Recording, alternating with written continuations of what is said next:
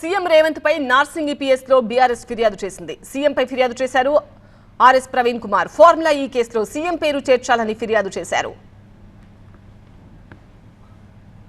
నేను రాష్ట్ర ఖజానాకు ఒక పౌరుడిగా, ఒక బాధ్యతాయుతమైన పౌరుడిగా నేను కూడా పన్ను కడుతున్నాను. ఆ డబ్బులు మరి పెట్టుబడులుగా పెట్టబడ్డాయి.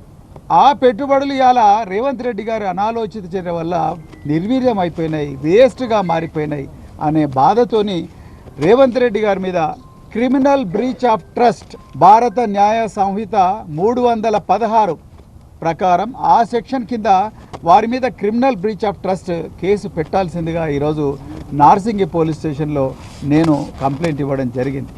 ఫార్ములా ఈలో ఏసీబీ కేసు పెట్టిండు రేవంత్ రెడ్డి. అసలు ఎక్కడ దానకిషోర్ అనే ఐఏఎస్ అధికారి, ఇప్పుడున్న principal secretary municipal administration urban development, ఆయన ఇచ్చిన కంప్లైంట్లో ఎక్కడ కూడా కేటీఆర్ గారు జోబులోకి ఒక్క పైసా వచ్చినట్టు కూడా నిరూపించలేకపోయారు. ఏసీబీ 8 గంటలు ప్రశ్నించింది, ఈడీ ఒక 8 గంటలు ప్రశ్నించింది, ఎక్కడ కూడా వాళ్ళు ఈయన జోబులోకి ఒక పైసా వచ్చినట్టుగా నిరూపించలేకపోయారు. అక్కడే వీళ్ళ డొల్లతనం బయటపడ్డది.